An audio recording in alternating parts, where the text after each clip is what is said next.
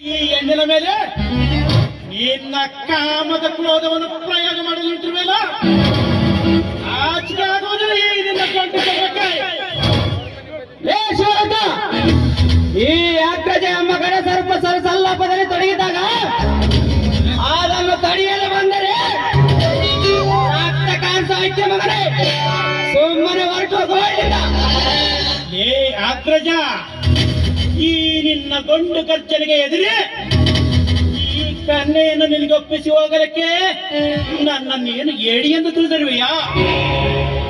ನೀನು ಎಡೆ ಎತ್ತಿನ ಘಟ ಸರ್ಪವಾದರೆ ಆ ಘಟ ಸರ್ಪವನ್ನೇ ಎಡೆ ಮುರುಗಿ ಕಟ್ಟುವ ಗೊಂಡು ಕನ್ನೆ ಎಂದು ತಿಳಿದುಕೋ. ಗಾರುಡ,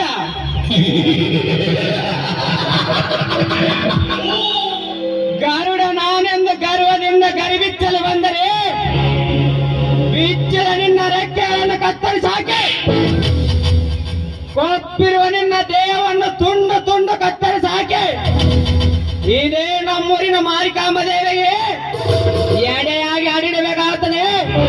ಮೊದಲು ಹೊರಟು ಹೋಗೋಲಿಂದ. ಏ ಕಪಿಯೇ, ಕೈಲಾಗದ ಏಡಿಯಾಗೆ ಏಕೆ ಮೈ ಪಚ್ಚಿ ಪಡ್ತವೆ? ಈ ನಿನ್ನ ಗರ್ಭದ ಗಂಟೆಗೆ ಎದುರಿ ಕವಿ ಸೇರಲಿಕ್ಕೆ ನನ್ನನ್ನೇನು ಕರಡಿ ಮರಿ ಎಂದು ತಿಳಿದಿರುವೆಯಾ? ಕರಡಿ ಮರಿಯಲ್ಲಿ ಪಳಗಿ ಗಂಡುಗಲಿ ಎಂಚಿಕೊಂಡಿರುವ ಬೆಟ್ಟಪ್ಪನ ಮಗ ಇನ್ನು ಹುಲಿರಾಯ. ಹುಲಿರಾಯ ಲೇ ಮಂಕೆ, ಹುಲಿರಾಯ ನಾನೆಂದು ತಿಳಿದು ಈ ಕಣ್ಣನ್ನು ಕಾಪಾಡುತ್ತೇನೆಂದ ಅಹಂಕಾರದಿಂದ ಮೆರೆಯಬಹುದು. ಆದರೆ ಬರೀ ಅನುಭವಿಸ ಬಿಡಬೇಕೆಂದು ತಿಳಿದಿರುವ ನನಗೆ ಸೇರಿನ ಜ್ವಾಲೆಯನ್ನಚ್ಚಿ ನನ್ನ ಕಾಮದ ಕಿಚ್ಚನ್ನು ರಚ್ಚಿಗೆ ಬಿಸಿಬಿಟ್ಟೆ.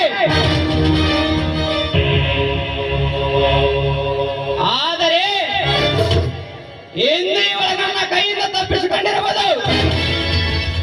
ಆದರೆ ಮುಂದೊಂದಿನ ಇವಳು ಯಾವುದೇ ಪಾತ್ರದಲ್ಲಿ ಅಡಿ ಕೂತರು ಇವಳ ಶೀಲವನ್ನು ಕುಕ್ಕಿ ಕುಕ್ಕಿನ ಬಿಡಲಾರ ಈ ಅಗ್ರಜ ಮಾರುತ್ತೇನೆ.